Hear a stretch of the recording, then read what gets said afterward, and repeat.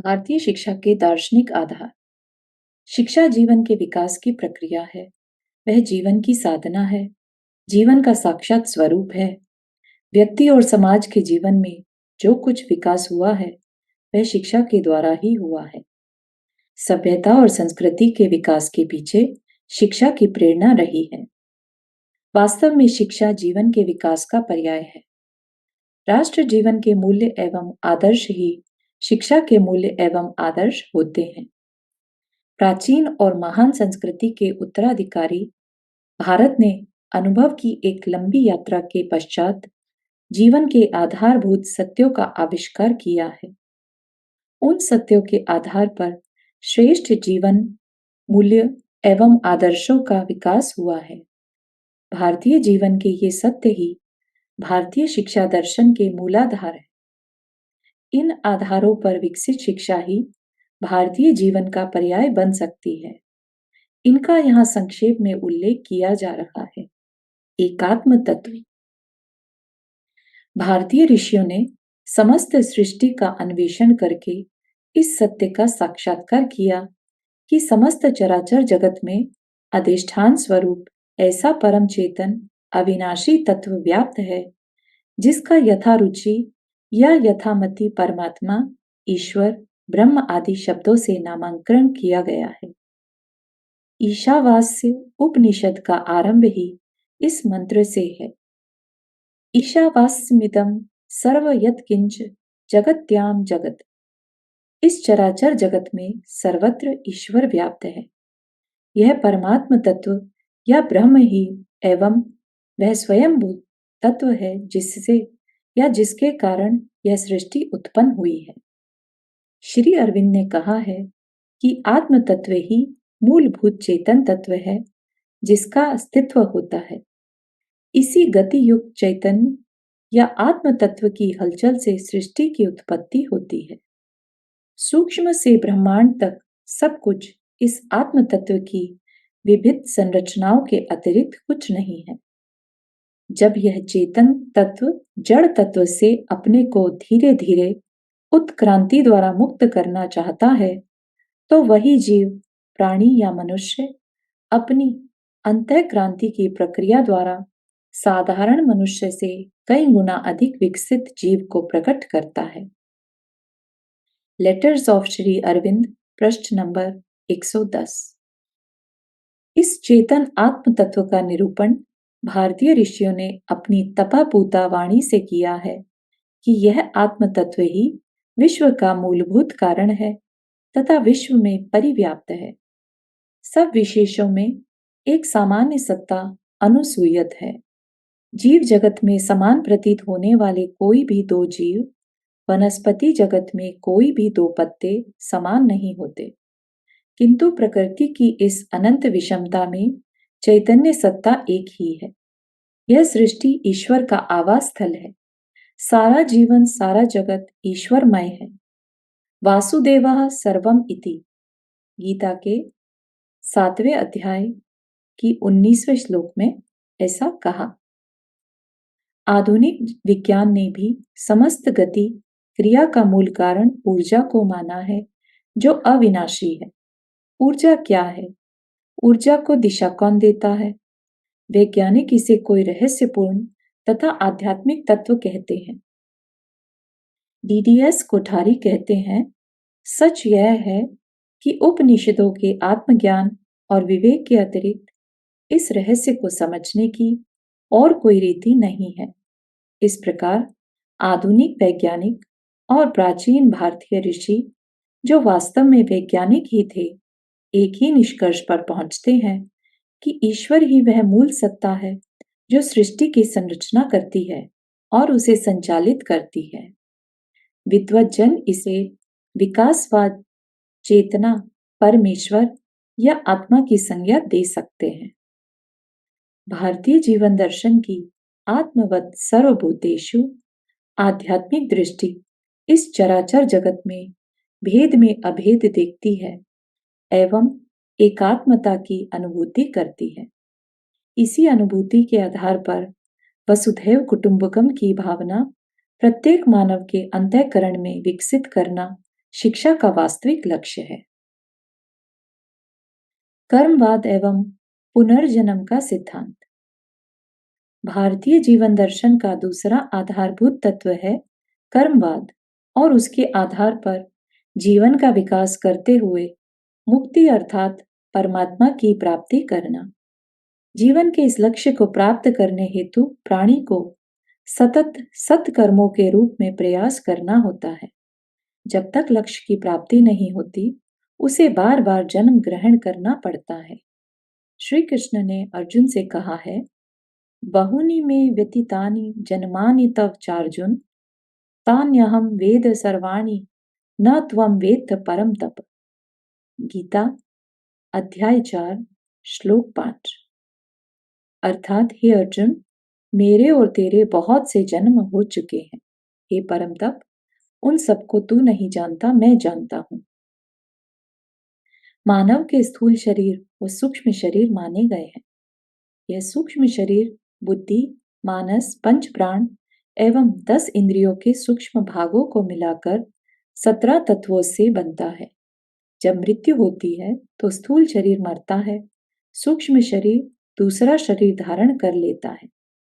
गीता में कहा है, जैसे हम फटे पुराने वस्त्रों को त्याग कर नवीन वस्त्र धारण करते हैं, उसी प्रकार यह जीवात्मा न रहने योग्य पुराने शरीर को त्याग कर नवीन शरीर धारण करता है। वासांसि जीर्णानि यथा विहाय नवानि गृह्णाति नरो पराणि, तथा शरीराणि विहाय जीर्णान्यानि सयाति नवानि देहि। गीता के दूसरे अध्याय के श्लोक नंबर 22। यह पुनर्जन्म का सिद्धांत भारतीय दर्शन की केवल मान्यता ही नहीं है, अपितु सत्य वैज्ञानिक तथ्य सिद्ध हो चुका है। जो पश्चिमी जगत पुनर्जन्म सिद्धांत को स्वीकार नहीं करता, वहां अमेरिका के एक वैज्ञानिक ने पुनर्जन्म की 1200 घटनाओं का अध्ययन विभिन्न देशों में किया, जो समाचार पत्रों में प्रकाशित हो चुका है। भारतीय दर्शन के अनुसार जिस प्रकार समस्त भौतिक जगत प्रकृति के नियमों से संचालित होता है, उसी प्रकार इस नैतिक जगत का नियमन कर्म सिद्धांत के द्वारा होता है। अच्छे कर्म का फल अच्छा और बुरे कर्म का फल बुरा होता है। एक जन्म के कर्मों के फल दूसरे जन्म में भोगने पड़ते हैं। इसी नियम के अनुसार मनुष्य अच्छे कर्म करने हेतु प्रेरित होता है। इस प्रकार विकास करता हुआ वह अपने परम लक्ष्य की ओर अग्रसर होता है। प्रत्येक प्राणी अपनी अपनी भिन्न भिन्न सीढ़ियों पर खड़ा विकास उन्मुख है। सृष्टि की सोदेश्यता एवं परस्पर पूरक व्यवस्था। भारतीय दार्शनिक एवं विचारक सृष्टि की उत्पत्ति परम चेतन तत्व ब्रह्म से मानते हैं तथा चराचर सृष्टि उस उद्गम से मिलने के लिए प्रयत्नशील है, इसलिए इसे सृष्टि चक्र कहा है। श्री अरविंद के अनुसार जड़ तत्व में प्राण और प्राण में जीव तथा जीव में मानस का अवतरण घटना मात्र नहीं है, बल्कि उसके पीछे दैवी प्रकृति का एक सुआयोजित उद्देश्य है, और वह है सच्चिदानंद की ओर आरोहण। यह आरोहण स्वाभाविक एवं अनिवार्य है, क्योंकि इसी के कारण दैवी शक्ति का अपरा प्रकृति में अवतरण हुआ है। इस प्रकार आरोहण और अवरोहण मिलकर विकास का पूर्ण चित्र उपस्थित करते हैं। पश्चिमी वैज्ञानिक डार्विन ने विकास प्रक्रिया की व्याख्या करते हुए अजैव जगत में स्वदेश्यता को अस्वीकार किया है, किंतु हेंडरसन आदि वैज्ञानिकों ने स्वदेश्यता को बलपूर्वक स्थापित किया है। हेंडरसन कहते हैं कि पृथ्वी पर जीवन के अवतरण से पूर्व पर्यावरण में उसके लिए तैयारी हो रही थी, और इस प्रकार अजैव जगत भी स्वदेश्य है। किंतु अब धीरे धीरे अन्य पाश्चात्य वैज्ञानिक प्रकृति की स्वदेश्यता तथा उसके पीछे किसी नियामक तत्व के अस्तित्व को अनुभव कर रहे हैं। अनेक प्रमुख वैज्ञानिकों ने अपने विचार प्रकट करते हुए लिखा है कि प्रकृति में व्यवस्था है, नियमों में सार्वभौमिकता है और विश्व के एक महान अभिकृति यानी डिजाइन है, तथा समग्र में एक प्रतिकृति यानी पैटर्न है, जिससे सिद्ध होता है कि कोई अनंत बुद्धि है जो विश्व में एक व्यवस्था रखती है तथा विश्व कोई स्वतंत्र यंत्र नहीं बल्कि इसका कोई हितकारी उद्देश्य है। ये विचार हैज साइंस डिस्कवर्ड गॉड एवं a symposium of modern scientific opinion नामक पुस्तकों में Millikan, Mather, Eddington, Einstein, Julian Huxley, McDougall, Jeans इत्यादि प्रमुख वैज्ञानिकों ने प्रकट किए। सृष्टि की स्वदेश्यता के साथ साथ इसमें परस्पर पूरक व्यवस्था है। पश्चिम के दार्शनिकों ने अस्तित्व के लिए संघर्ष एवं योग्यतम का अस्तित्व यह सिद्धांत सृष्टि के समस्त व्यवहार का आधार माना है। भारतीय विचारकों ने इसके विपरीत सृष्टि के समस्त अवयवों में परस्पर पूरकता का दर्शन किया है। इसी कारण भारतीय जीवन रचना में प्रकृति, व्यक्ति एवं समाज में सहयोग एवं परस्पर पूरकता के आधार पर सभी विकास करते दिखाई देते हैं। परमेश्वर के द्वारा सृष्टि में यह व्यवस्था निर्मित की गई है। व्यक्ति और समाज का जीवन तो परस्पर पूरक है ही, उन्हें स्वजीवन के निर्वाह के लिए अन्य प्राणियों पर भी निर्भर रहना पड़ता है। समस्त प्राणी वर्ग के जीवन के लिए आवश्यक प्राणवायु वनस्पतियों द्वारा प्राप्त होती है।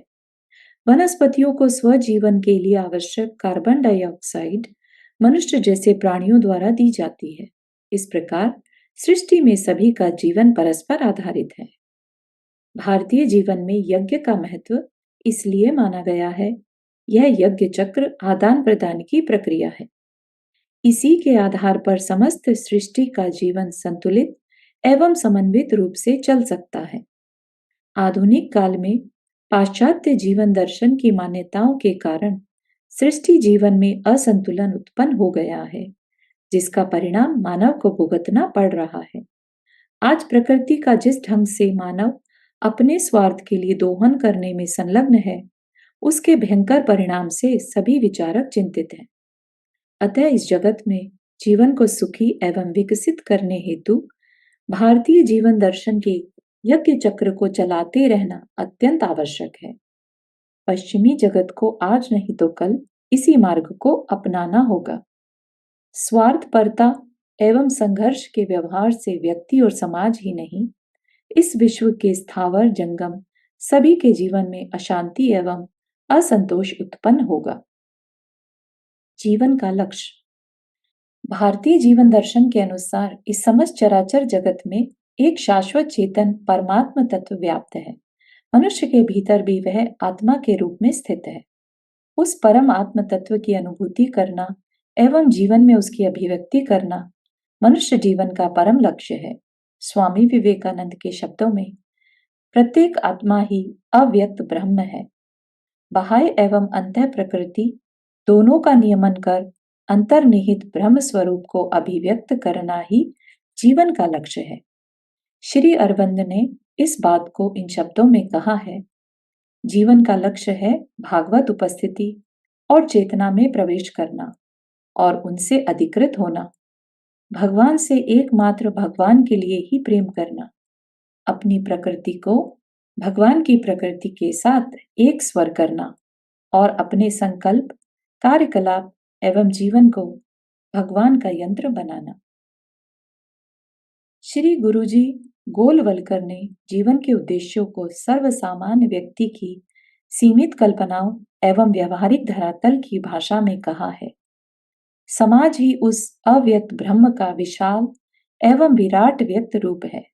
अतः अपने जीवन को इस समाज रूपी परमेश्वर की सेवा में पूर्ण रूपेण समर्पित करना ही जीवन का परम लक्ष्य है। यह जीवन लक्ष्य मनुष्य को पशु से भिन्न करता है। आहार, निद्रा, भय, मैथुन आदि प्रवृत्तियां मनुष्य में और पशु में समान रूप से पाई जाती हैं। मनुष्य और पशु में केवल यही अंतर है कि मनुष्य का जीवन लक्ष्य होता है, पशु का लक्ष्य नहीं होता। लक्ष्य ही मनुष्य में मनुष्यत्व निर्माण करना है। लक्ष्यहीन मनुष्य तो नीरा पुरुषु ही है। ईश्वर ही की सबसे महत्वपूर्ण कृति मानव व्यक्तित्व है। भारतीय ऋषियों ने कहा है, न ही मनुष्यात् श्रेष्ठतरम हिम किंचित, मनुष्यत्व से बढ़कर कुछ भी श्रेष्ठ नहीं है। इस परम लक्ष्य मोक्ष की प्राप्ति हेतु भारतीय ऋषियों ने धर्मधारित अर्थ और काम की सिद्धि आवश्यक मानी है। दुखों से आत्यंतिक विमुक्ति एवं परम आनंद की प्राप्ति। भारतीय चिंतन एवं अनुभूति के आधार पर चिरंतन सुख जड़ सुख वस्तु में नहीं है। मनुष्य को धन, पद, प्रतिष्ठा, सुत, पत्नी, परिवार, सुयश आदि समस्त सांसारिक सुख प्राप्त होने पर भी उसे स्थायी शांति एवं सुख प्राप्त नहीं होता। वास्तव में मानव देह नहीं है, आत्मा है। उसके भीतर एक ज्योति है जो महाज्योति से मिलने के लिए आतुर है। जब तक मानव अपने मूल से वियुक्त है, तब तक उसके अंदर का हाहाकार कभी शांत नहीं हो सकता। आत्मा का परमात्म तत्व की ओर यह प्रबल आकर्षण मानवेतर अन्य किसी योनि में संभव नहीं है। अतः सच्चिदानंद स्वरूप परमात्मा की प्राप्ति ही मानव जीवन का परम लक्ष्य है। ज्ञान, भक्ति, निष्काम कर्म एवं चित्त वृत्ति निरोध, इन साधना मार्गों से वह अपने परम लक्ष्य चिरंतन आनंद की प्राप्ति कर सकता है। भारतीय शिक्षा का लक्ष्य भी यही माना गया है। सा विद्या या विमुक्तये, अर्थात विद्या वह है जो मुक्ति प्रदान करे। धर्म। आजकल भ्रमवश धर्म को अंग्रेजी भाषा के शब्द रिलीजन के अर्थ में समझा जाने लगा है। भारतीय दर्शन में धर्म शब्द व्यापक अर्थ में प्रयोग किया जाता है। इसका पर्यायवाची शब्द किसी अन्य भाषा में उपलब्ध नहीं है। रिलीजन शब्द तो भारतीय विचार के अनुसार उपासना पंथ के समकक्ष माना जा सकता है। अतः धर्म शब्द को समझना आवश्यक है।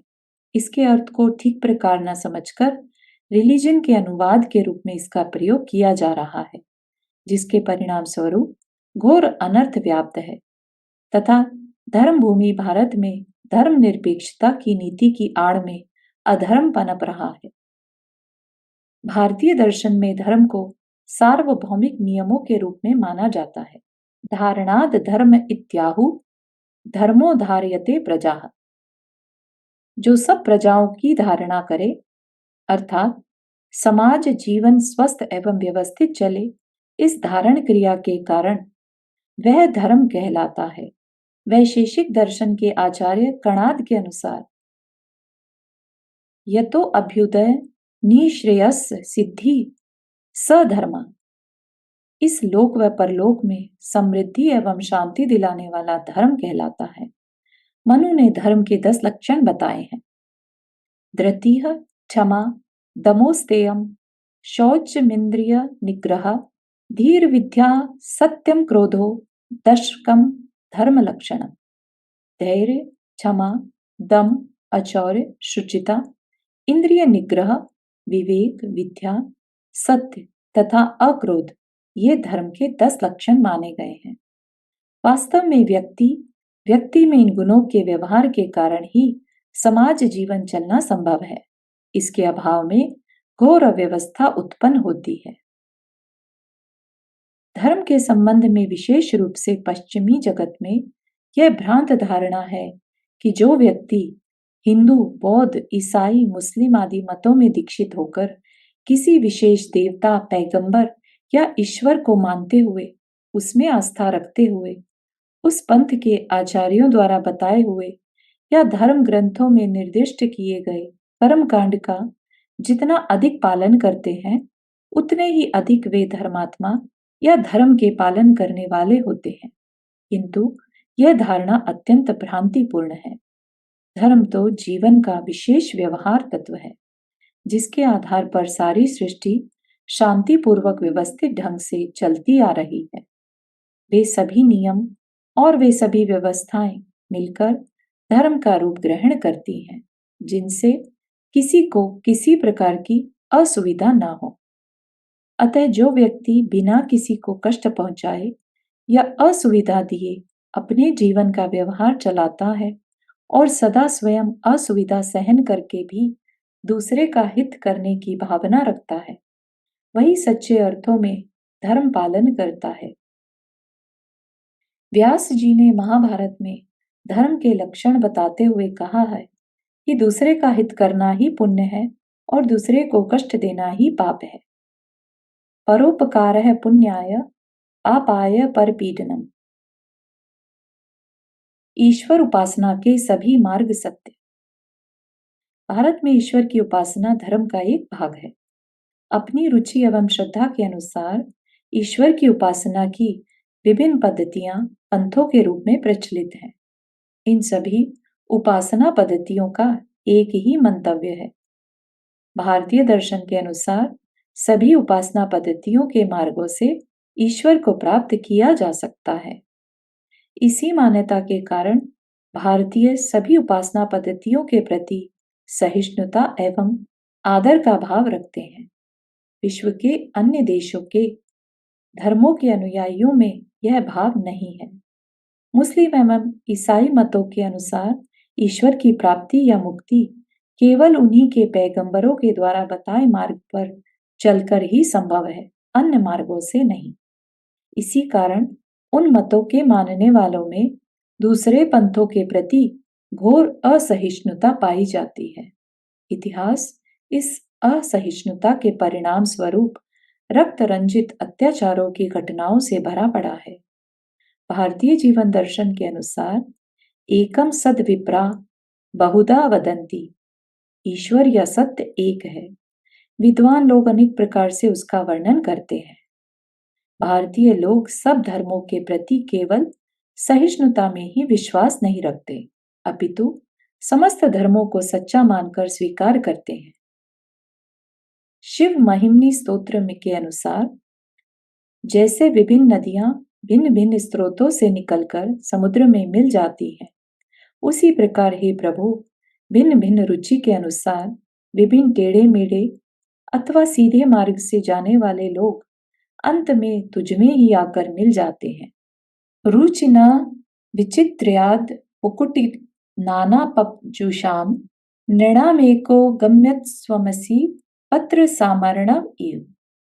गीता में भी भगवान कृष्ण ने कहा है, जो कोई मेरी ओर आता है, चाहे किसी प्रकार से हो, मैं उसको प्राप्त होता हूँ। लोग भिन्न भिन्न मार्गों द्वारा प्रयत्न करते हुए अंत में मेरी ओर ही आते हैं।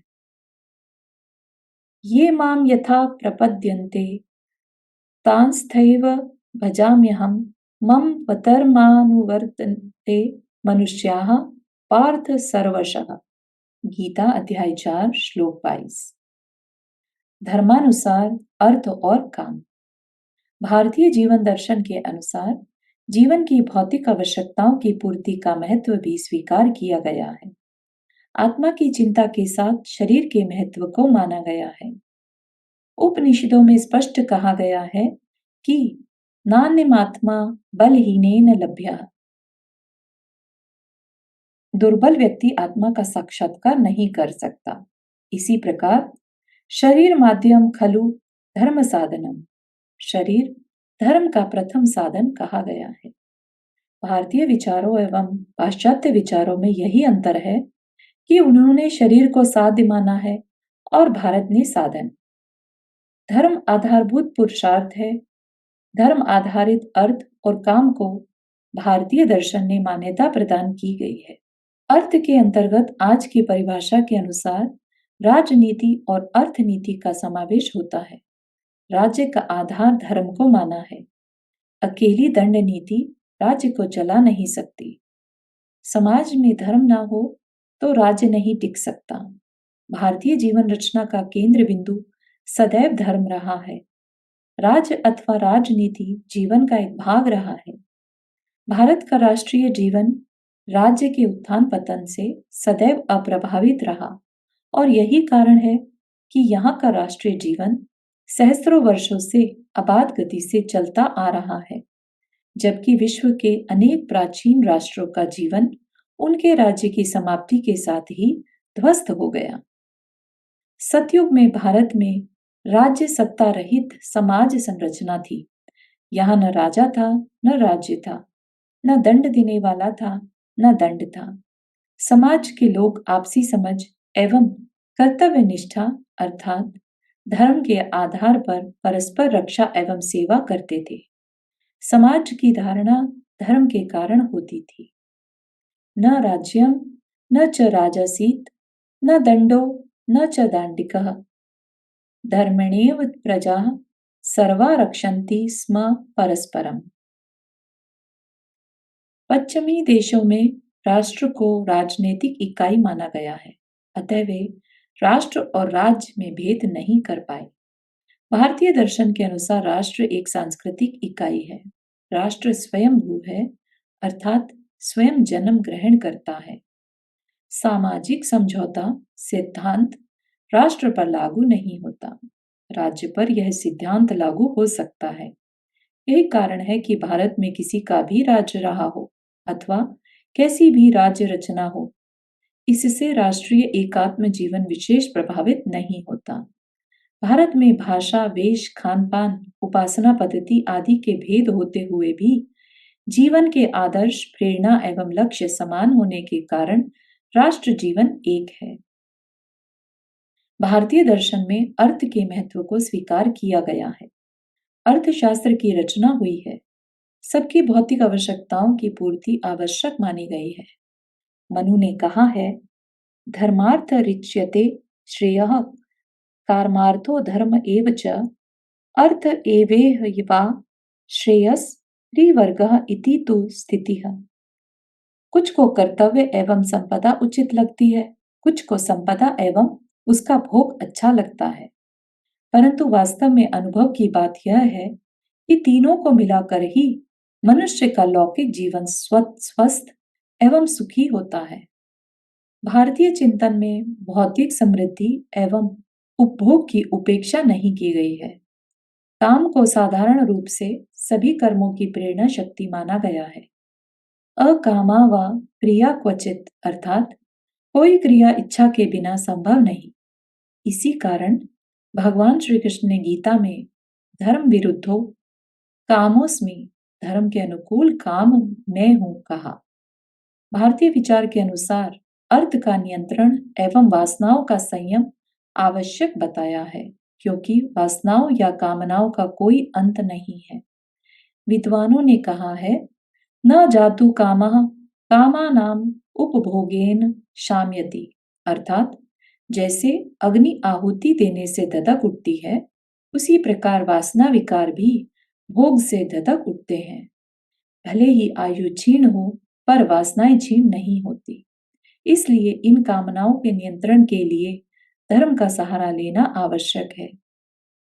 अर्थ उपार्जन एवं अर्थ का उपभोग करते समय यदि धर्माचरण का ध्यान रखा गया हो, तो ईर्ष्या द्वंद्व से रहित स्वस्थ एवं सुखी जीवन बिताया जा सकता है। इसलिए भारतीय जीवन रचना में अर्थ प्राप्ति एवं काम की पूर्ति के लिए धर्म आधार माना गया है, जो मानव को उसके अंतिम लक्ष्य मोक्ष की ओर बढ़ाता है।